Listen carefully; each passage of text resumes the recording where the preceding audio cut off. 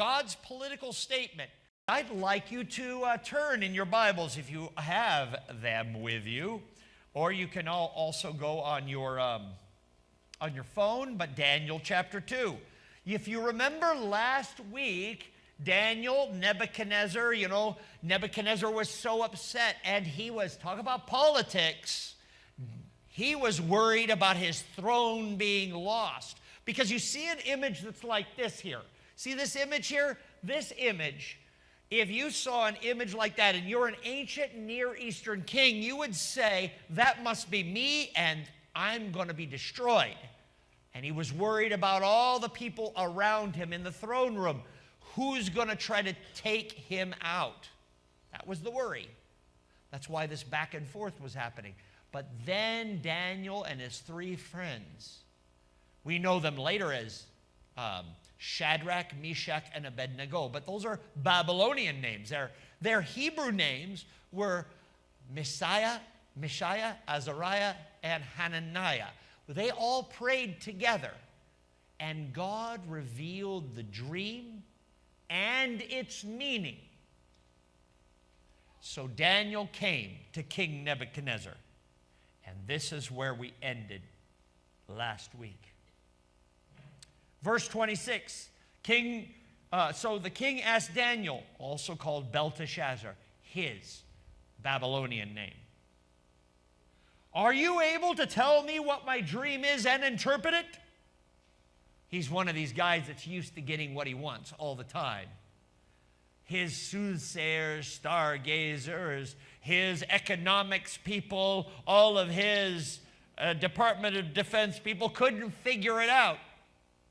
But someone who prayed to God, Daniel replied, "No wise man, enchanter, magician, or diviner can explain to the king this mystery he has been asked about.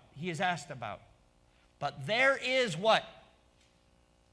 Now I want you to take this. I want to hear this loud from you. There is what? There is a God. That's a very important point. That is the point that's over and over in the book of Daniel. There is a God in heaven, and he is the one that can interpret it. It's not Daniel. It's not Pastor John. It's not President so-and-so, such and such. It's not premier of wherever. It's not the person in the back room looking at the hand to find the palm reading what the future is. Those never can truly answer if God, who is already in the future. Now, I'm not going to get into it, but I just want to quickly we can talk about this later, but this is a little one if you catch this. Jesus said before Abraham was, past tense, I am, present tense. Do you know what that means?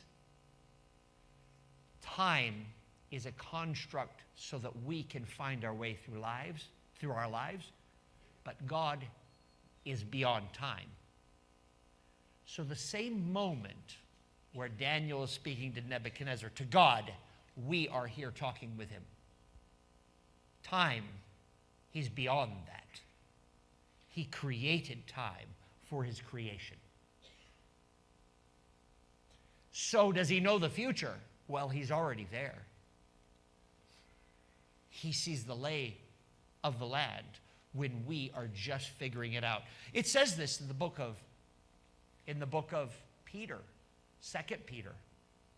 To God, one day is like 1,000 years, and 1,000 years like one day. That sounds like special relativity. That sounds like Albert Einstein stuff. The bending of time, because God is raw energy. He's beyond time. So does he know the future? Absolutely. He's already there. There is a God who reveals mysteries. He has shown the king what will happen in the days to come. Your dream and visions that pass through your mind as you were lying in your bed are these. Verse 29. Your majesty was lying there, and your mind turned to things, and the revealer of mysteries showed you what is about to happen. God is going to make a big political statement. You know politics. Politics are about countries, about locations, about who's in charge of where, right? Let's go ahead and go off that one and go to the straight screen so that everybody can see. We're going to go forward and then get rid of the middle. There you go. There you go. So everybody can see it. So now let's take a look at this image. We're trying to make sure that people in the sanctuary can see this as well as those online. This image here has a head of gold. Now I'm going to tell you what Daniel was saying in the dream. The head of gold. You see that gold? Does this guy look like he's a little angry? I don't know. Look at him. That guy, I don't know. He's one of these images. And we don't know. Actually, one day, I want to design an action figure. And that is the Daniel too, as well as some other. But anyway, never mind. We'll get there. So the head of gold, there's this image with a head with gold. Is gold tough? Yes? No, gold is soft, isn't it? But is it worth something? Oh, yeah. Now, I want you to notice something. The worth is higher as it starts to move down, but yet the strength increases. So the worth decreases as the strength increases. Kind of like the world, isn't it? The more money a person has, sometimes the more soft they are, right? Welcome to the planet, right? So you have a head of gold, arms and breasts of silver. Silver's harder, but worth a little bit less. Then the belly and thighs of bronze or brass. Now the reason why some people will say brass, and I like to say brass, but bronze actually was at the time because they hadn't introduced nickel to it, which makes the bronze more brassy looking. It's more, it doesn't tarnish like bronze does. Have you seen bronze a long time? It turns green. But it's harder than brass. But that little alloy makes it smoother and nicer, but it breaks faster. It breaks down at a lower temperature. And so we have this one, and then the legs of iron. Iron rusts, man, but iron is incredibly tough. Titanic was iron. It can float, but boy, once a hole gets in it, it's gone. Down it goes. It's heavy and it's strong and it crushes everything. And then the feet of part iron and part clay. Now that one, that's in here like a baked clay. Is clay strong? If you take a brick, have you ever had those clay bricks like Satio?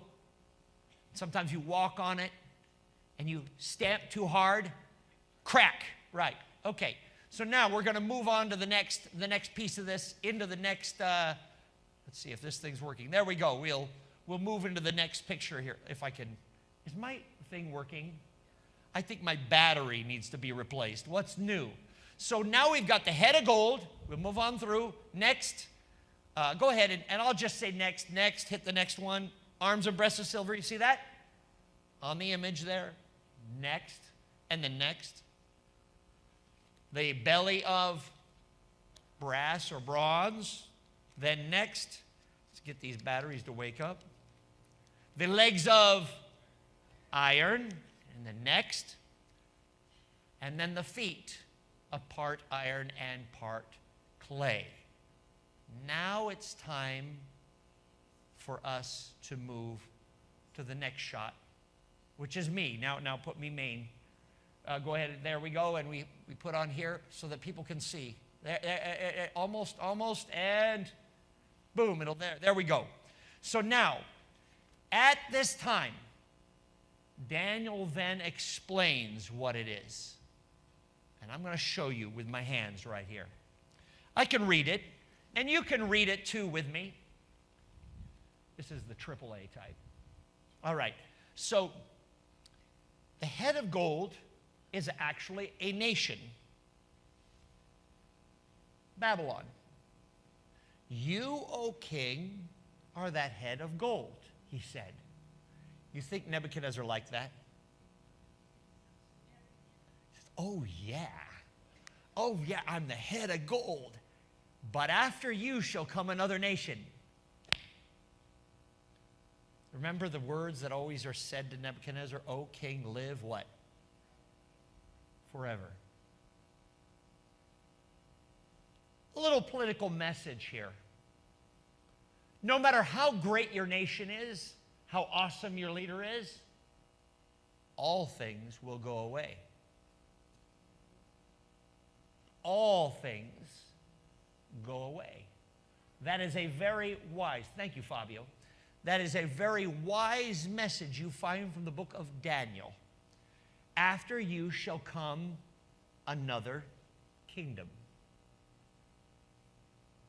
Babylon, in 539, fell to a great leader named Koresh, or we know him as Cyrus. Ever heard of the story? What happened in Babylon is Babylon was partying with King Belshazzar, and Daniel was a very old man. But during that party, a hand went up and wrote, Mene, Mene, Tekel, Paras, meaning you're weighed like money, you're cut in half, and you're going to be spread out.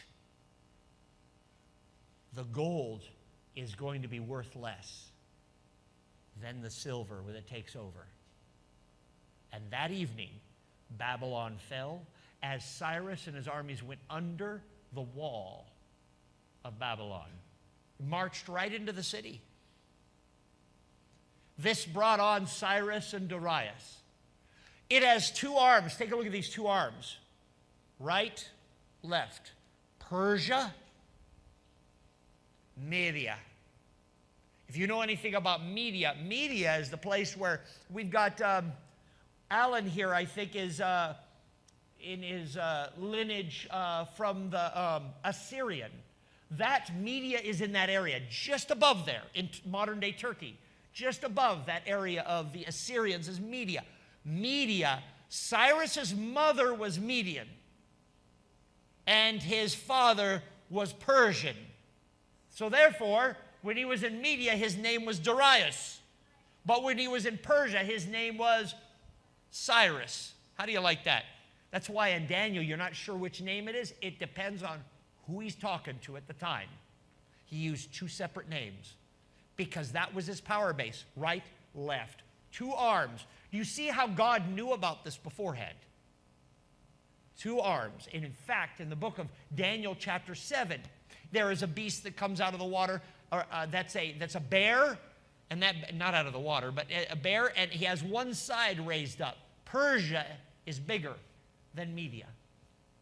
Today, Iran is where Persia, that's the Persian. And in fact, you can find Persia all through Afghanistan, up in through Pakistan, India. Persian, the ancient Persia goes all through that area. But then came another nation at about 312 or so. I may have the dates wrong because me and numbers.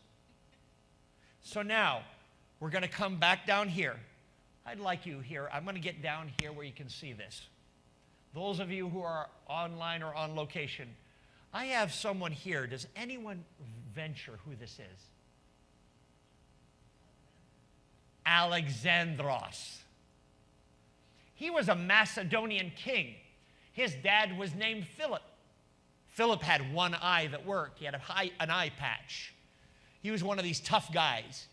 His mother also was pretty tough as well. To be married to Philip, you had to be pretty tough. Alexander had 4 friends that were with him, and they became his 4 generals, his posse.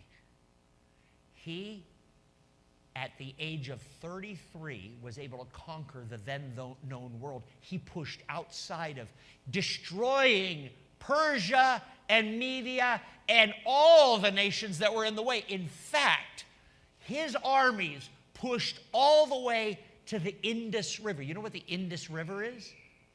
the edge of India. He went all the way there, and that, when he finally beat a large army that was on elephants, guys, on elephants, when he finally won that, he says, we're going to go on to the fifth nation. You know what he was talking about? China. And his men said, no go. We have been fighting too long. We have families. I know you would love to fight everyone, but we want to go home. That put him into utter depression as he walked. They came all the way back. From that long distance, all the way back to a place called Babylon. And in Babylon, he died of a drug overdose at the age of 34. But let me move backward. Even though you know his story a little bit, I want you to take that camera and I want to show you what this means here. For in this time, something amazing happened. There was a high priest. Here, let me show him to you here. It's my own design, I understand. You got a wrestler, you turn him into a high priest, right? Look at that. Look at that guy. He has a book in his hand. You see the book? See the book in his hand? When Alexander the Great came to Jerusalem, and he was conquering city after city after city. He had just conquered in Egypt. And this is where this famous, you've probably seen this coin. I'm sorry, my finger's covering it. There we go. See that famous coin of Alexander the Great with the horns? This is in Alexandria, Egypt, where this coin was first coined, where he was considered the son of Amun-Ra. He had blonde hair, and therefore they said, we haven't seen blonde hair. He must be the son of the sun. The sun, Amun-Ra. Well, when he came back, he came to Jerusalem, a Mecca area. It was a big area. Jerusalem was an incredible location. And this wise high priest came out with the book of Daniel. He walked to him and he opened the scroll, and in the Hebrew language he read, translating it into Greek in his head as he spoke it, from Daniel chapter 8. It has the story of the ram and the he-goat, which are the story of Persia against Greece. And he told the story about how the he-goat destroyed that ram. And it says in the book of Daniel that he moved to the north, to the south, to the east, and the west, and no one could prevail against him. Fortunately enough, the priest was smart enough to stop reading there. And he said, you, O king, are that king. My God knew you were coming. And you know what Alexander the Great said? Jerusalem gets special status. Did you know that? Did you know that story existed in history? Jerusalem gets special status, and in fact, the Old Testament that we know today was translated into Greek. It was called the Septuagint, and it was paid for by Alexander the Great. He had 70 priests go to Alexandria and translate the scriptures, the Old Testament scriptures, into Greek. And to this day, the King James Version, they did use that one and then checked it against the Hebrew. But they went off of the Greek version in the time of King James. So that is a very powerful moment in history. What is the political statement it seems like God has? Nations come, nations go. Strong come, weak go. Let's continue on. The story does not end there, my friends. For we continue on to the legs of iron, which is Rome. Any of you have ever been to Rome? It's a beautiful place, isn't it? And you can see the ancient country of Rome. But do you know Rome is only one of the legs of Rome? If you've ever been to Istanbul, that's the other leg of Rome, the Eastern Roman Empire. As Constantino, not Constantino, but Constantino the Great He took the Roman Empire and even developed it further. Under Rome is when Jesus died on a cross. In fact, you find this. It's mentioned in other chapters of Daniel that the one who gives the covenant maker was to die. That's in chapter 11 of Daniel, under Rome. That's when he died. But he rose again. And now, even though Rome conquered Jesus and killed him on a cross, in 325, the Roman Empire became Christian. Jesus conquered. It doesn't mean it was a perfect empire. Rome was pagan. Even though it became Christian, it was kind of a name only for a while there, for a long time. There were good people, but ultimately, the Roman Empire was to fall and give birth to today. Take a look. Now, we're going to move to, go ahead and take it off this shot now, so we can have the two shot. And I think we're going to go to the next one here. So, we have, do you see the feet down there? You see the feet down there? Part iron, part clay. But then there's something else that comes. And that would be, you don't have to switch to the other one. You see this? Let me see if I can take a look there. Make sure I'm in the shot there. There we go. By the way, do you notice this rock? I have a glass rock. Because God, his city is like the crystal city, man. It's cool. It's uncut out by human hands. That rock came, and it hits the image right at the base, and the entire image explodes. And all of the items, from the feet to the legs, to the thighs, to the belly, chest, and the head, all explodes together. And it turns into chaff. You know what chaff is? You know what chaff is? It's like grass when you're mowing the lawn. It's like this flowing stuff, right? And that image comes, and God, the symbol of this is God's reign. This is as he's telling. Now, I know I've kind of lost, the story as he's talking to Nebuchadnezzar. Because, you know why? Because even though Nebuchadnezzar received the dream, actually this story was for you. When you see an image that has part clay, part iron, you know what that symbolizes? Strong nations, weak nations. What would you say is a strong nation today? United States. There's some other ones out there. China.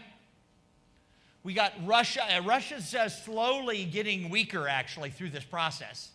But then we've got two countries to the north and the south of us. Are they iron? Probably not. Mexico, Canada. In a way, America can boss those countries around real easily, right? Then you get down lower and you get some stronger, a little more iron, a little less iron, a little more weak, a little more strong.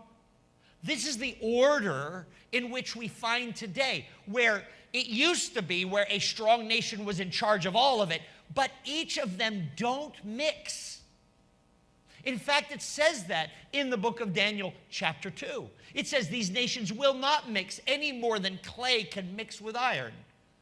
You may try to be in charge of these other nations, but good luck. When you're working out trade deals, today everyone agrees, tomorrow no one cares. Right? That's how it is. This is the world in which we live today. And it has been like that ever since Europe broke up, and also not just Europe. We sometimes think this prophecy only has to do with Europe. This has to do with the entire world. There are weak and strong nations all over the world. And it gravitates. There's different gravitas for different countries. Over in, Daniel chapter 11, actually, you get a little bit into the king of the north and the king of the south.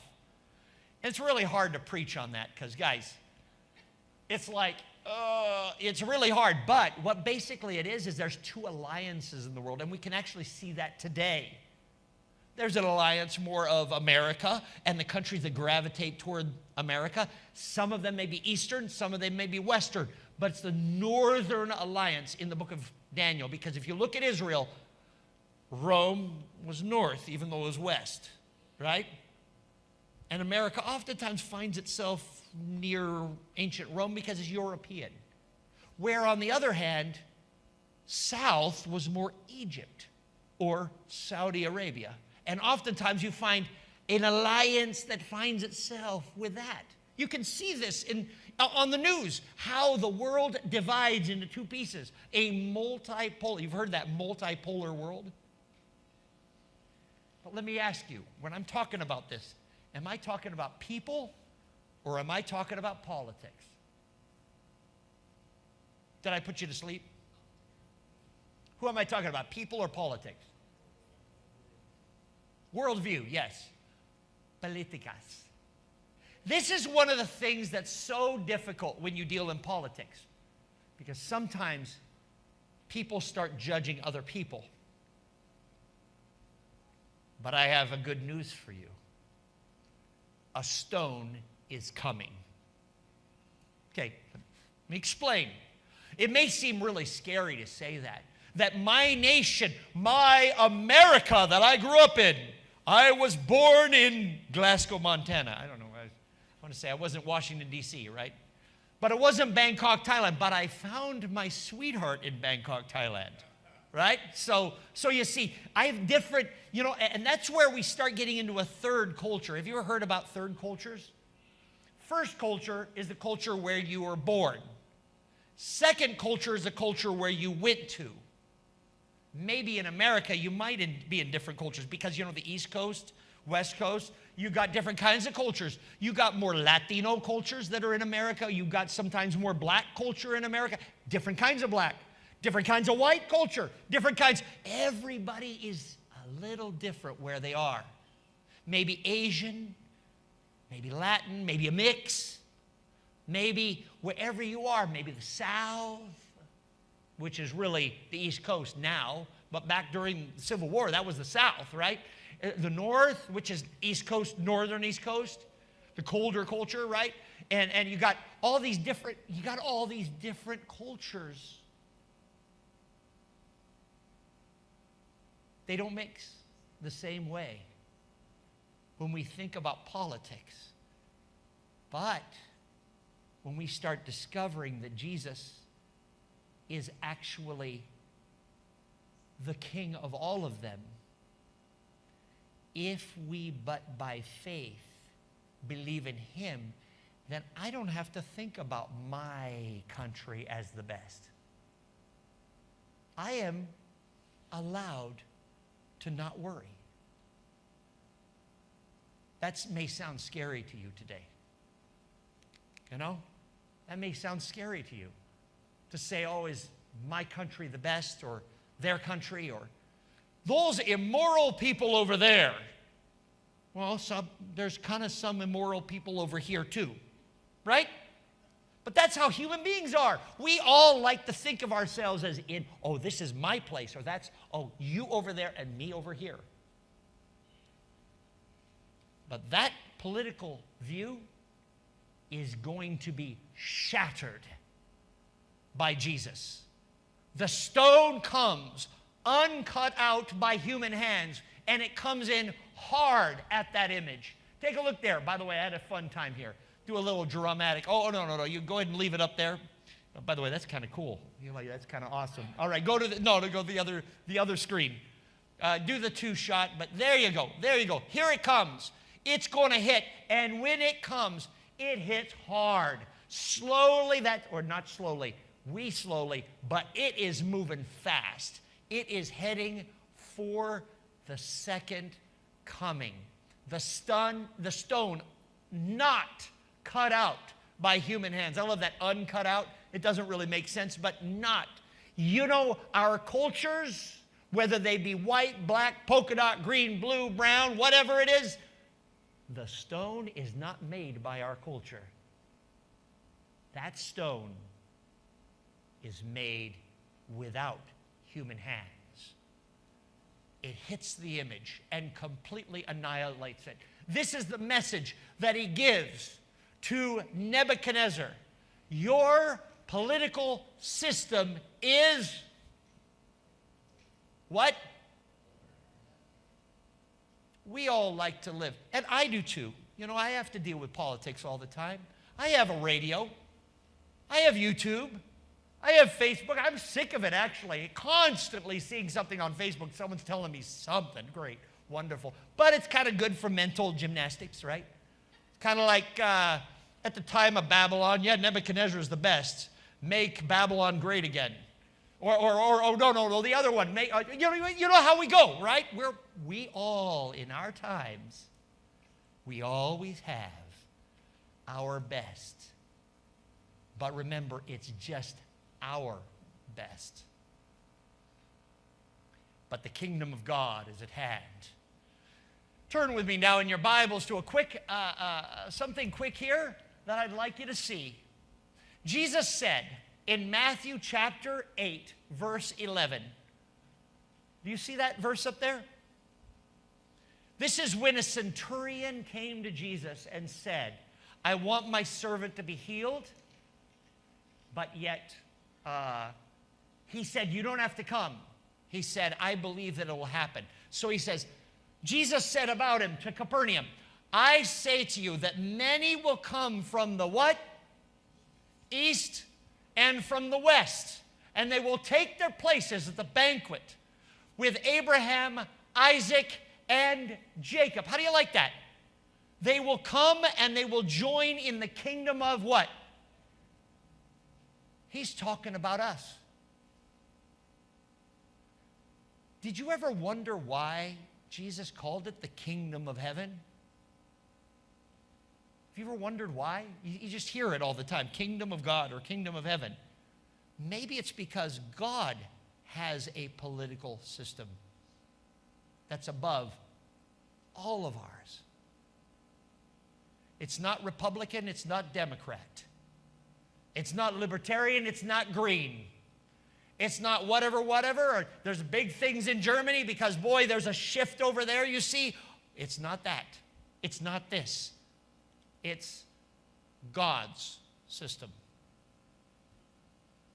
How do you like that? I like that picture.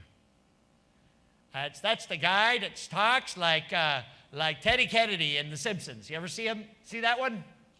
Okay, here he is. We got it up there very good. So I want to ask you, according to what we just learned from the Bible, from these verses,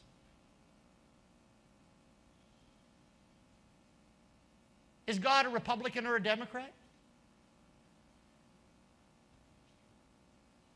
Oh, I start hearing it already.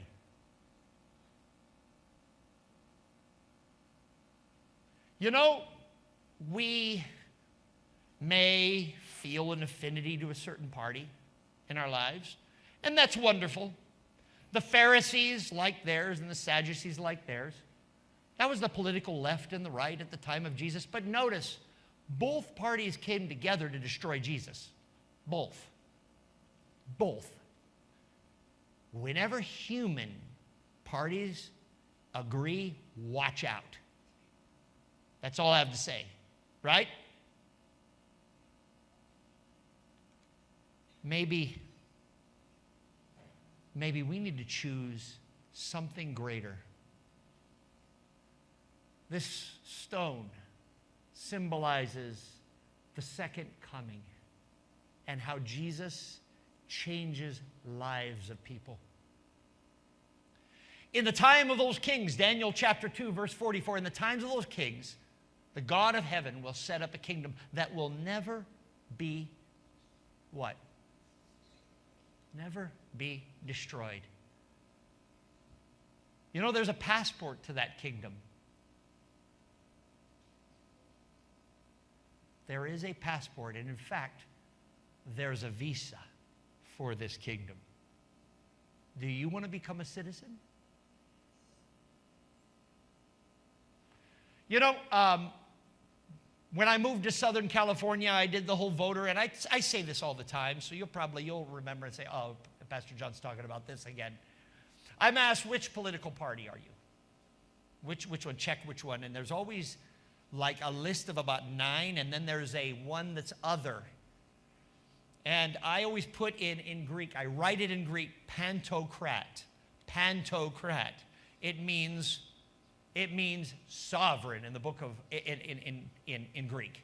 Pantokrator is what God is. I am a pantocrat. That's how our names come from, right? The Greek originations. I believe in God. And you know, I got it back. I always get it back and it says other, you know. Yeah, I agree. When you write it in Greek, they say, this guy's nuts, whatever. Whatever. You know, they'll send me the other. That means I get a few weird political things in the mail. I want to ask you, do you want to be a part of this political system? God's political system. It means that as you live your life, you stop judging others based on what color you think they might be politically. Instead, we look at people and say, you are a child of God. And I don't care what you vote. I vote for Jesus. And he will come again and take you to himself so that you may be where he is also. God does have a political statement. It doesn't mean he doesn't love human political parties. He actually, God, it seems like, is kind of like, doesn't care about it. What he cares about are people. Whether you're a Pharisee or a Sadducee, Republican, Democrat, whatever, no matter what nation you are from, you can have a passport. And that visa, boom, to the new country. A country that Abraham looked for, a country that has foundations. I want you to be in my country.